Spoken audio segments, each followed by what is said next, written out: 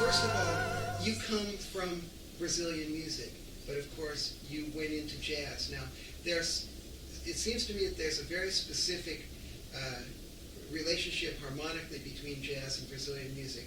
But the thing that's interestingly different is the fact that Brazilian rhythms are quite different from jazz rhythms in many ways. And if you could demonstrate, like, what I'd like you to do is just play one tune, like a jazz tune, just play the head, in a sort of a straight jazz way, and then show how a Brazilian sensibility would change that. The jazz tunes, when people listen to them, normally they would clap at 2 and 4, like 1, 2, 3, 4, 1, 2, 3, 4, 1, 2, 3, 4. Brazilian music, you listen and you would clap on 2, but it's a slow 2. It would be 1, 2, 1, 2, 1, 2, instead of 1, 2, 3, 4, 1, 2, 3, 4, 1, 2, 2, 1, 2. That's the difference. So I can show you something that rhythmically, because in jazz you use a lot of triplets. In the subdivisions. In subdivisions, yeah, which means da da da da da da da da da da. And in Brazilian you use da da da da da da da da da da da. The rhythm is different. So I'm going to show you something. Let's say I played a bebop tune about power.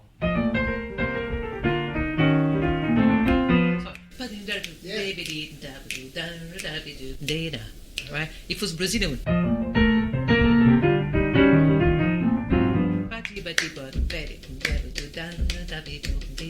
that would be the difference. Great. Say if we do desafinado, like as a jazz, right? 1, 2, 1, 2, 3, 4.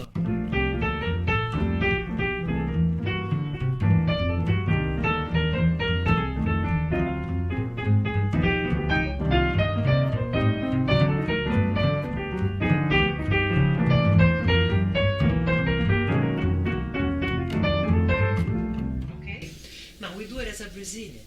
1, 2, 1, 2, 3, 4.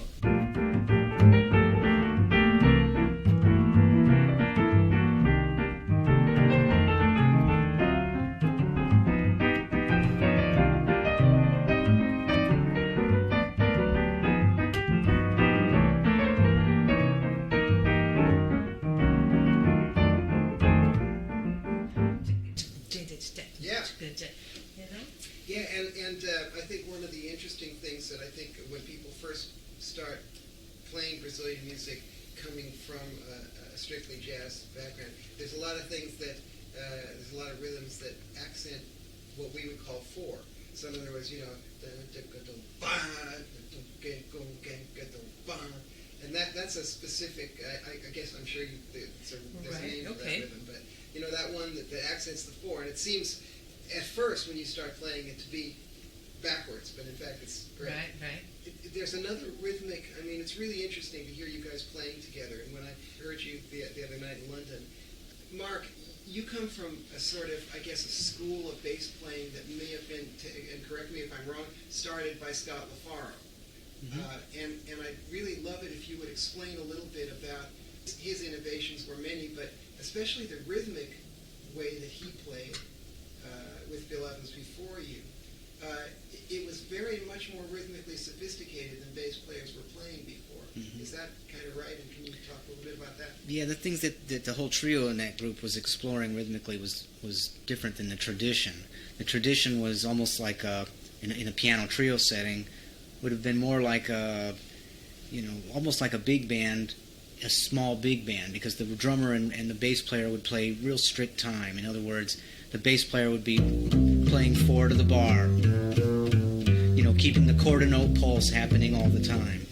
And Scott LaFaro was doing things, tying notes, like playing things over bar lines and stuff like that. So you might feel the pulse going like this, but what you might hear him doing was something like this: 1, 2, 1, 2, 3.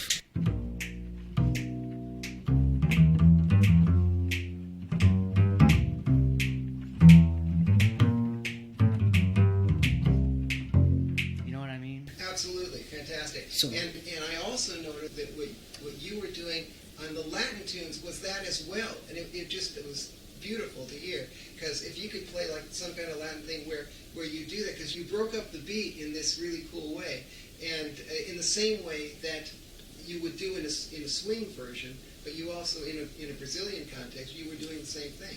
Oh yeah. Well, I'm trying to play the basic in the Brazilian context, the basic two feel, the 1 and 2. And what happens in between 1 and 2 is just a little augmentation or just a little what's the word for that? There's a musical term for that. Yeah, it's called coolness. Okay. It's called hipness personified. Okay. I mean, if you could just give a little example of like, maybe it was more evident when you were soloing a bit, but the rhythmic displacement within the Brazilian context was really fun to listen to. So maybe if you could give a little example of... Well, I wouldn't really call it so much, maybe just a little bit of that kind of thing, Yeah. just a little bit of anticipation. One of the points that I want to make is that bass players are improvising all the time, really, because they're making up parts as they go along, and Yeah. they can alter things, and it's not just playing one. Oh, yeah, because see, traditionally, let's do the little change I play over on Java. Okay. That would be a normal bass.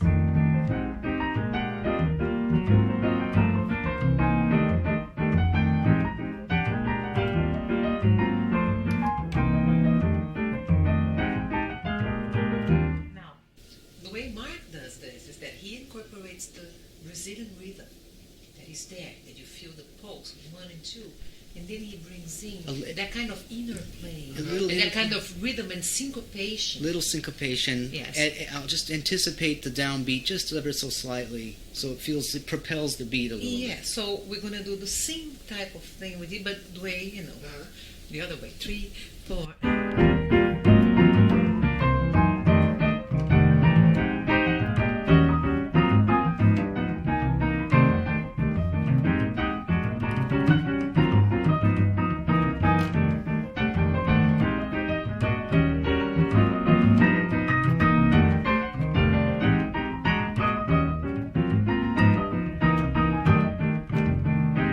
Fabulous. Exactly. It's so important for people to get a little bit inside and understand what you're doing, because it's one thing to just enjoy it, but if it, to hear you talking about it a little bit Yeah. really helps. Yeah. I And you wanna- know, what I do on the piano, the Brazilian, is that I really try to create the rhythm. Like, if I would play this rhythm outside of the piano, it's like a samba school. Uh-huh. That's what I'm doing. It's like I'm really playing the entire rhythm.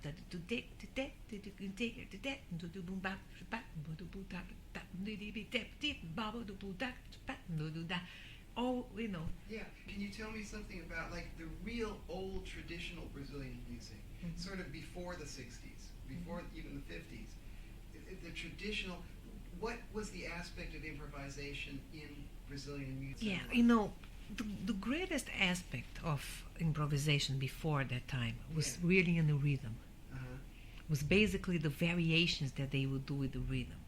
Like they would keep the beat and do things on top of it. Uh-huh. In terms of improvising, I mean, Brazilians are very natural improvisers. And that's what they do. I mean, they just create songs. You go on the streets, people are sitting by the bars. They create rhythms, banging with a little knife on a glass or a little matchbox. Chick, chick, chick, chick. They create. This is all part of improvisation. And of course, when we have an instrument like piano, then you're doing improvisation with the notes and other things. But they do it with the rhythm so much. When the rhythm, it was so established, the Brazilian music, the samba, the baião, all of these rhythms. And during the 60s, when we had the bossa nova movement, that's when we had Jobim writing songs that were very much like the American standards, like great vehicles for all of the instrumentalists to play, to improvise.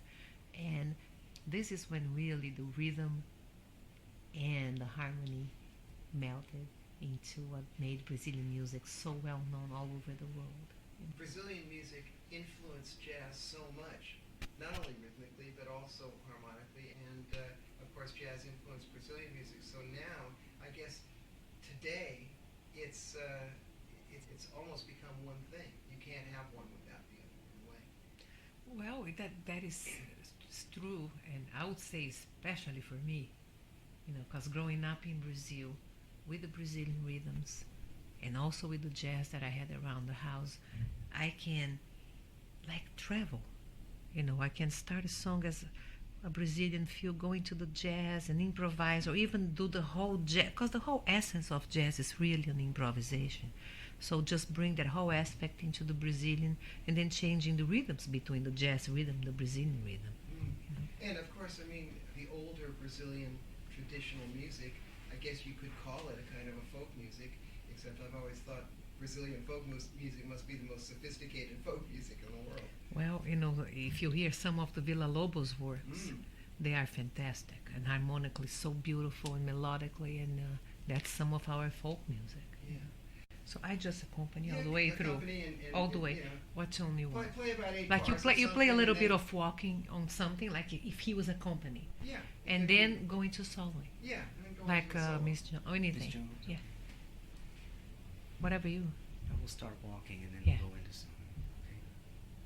Okay. Yeah. 2, 1, 2.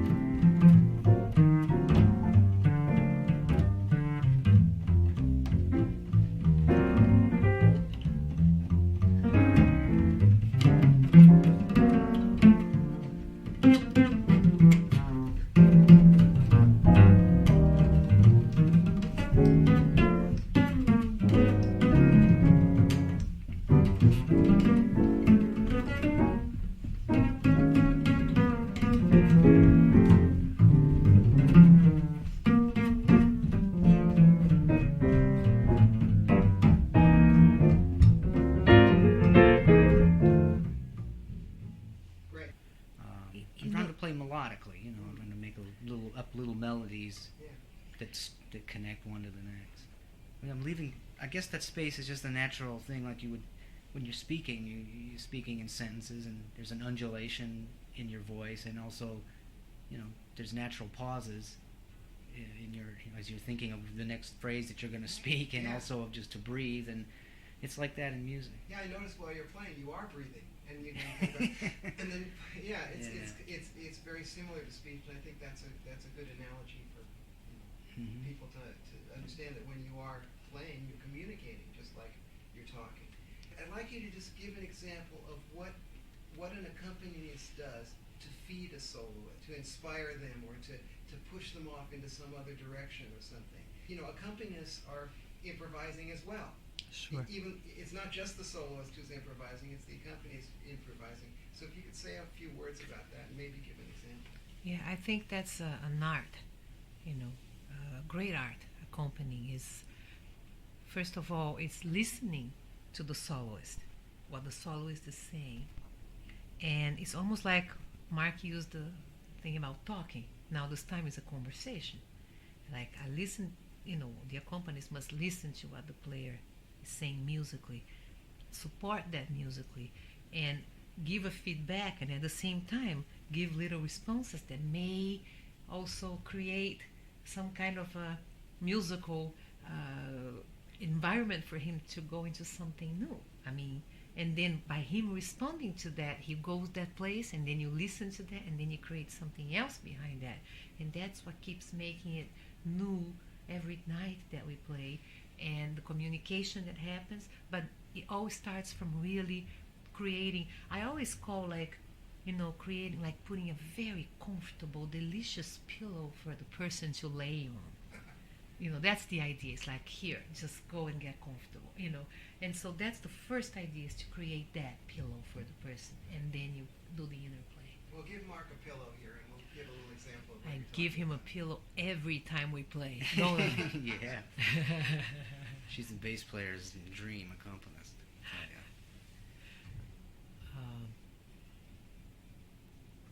Something rhythmical, something melodic.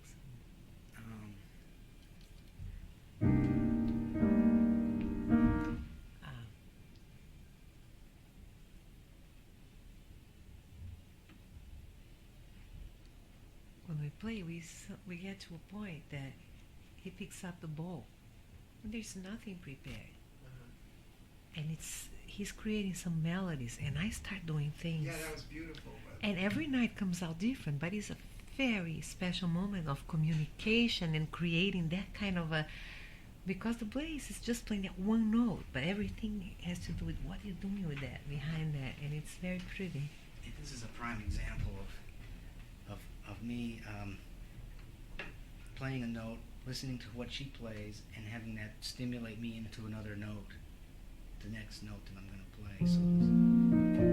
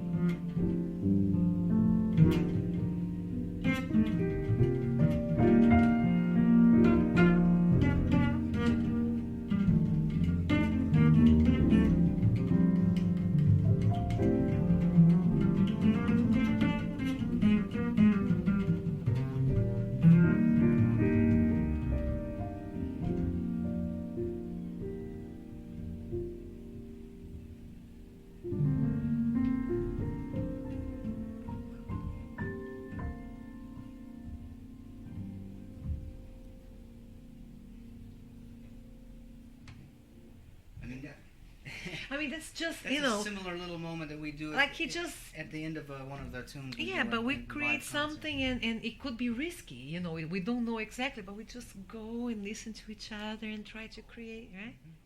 and that's why you guys are so hip.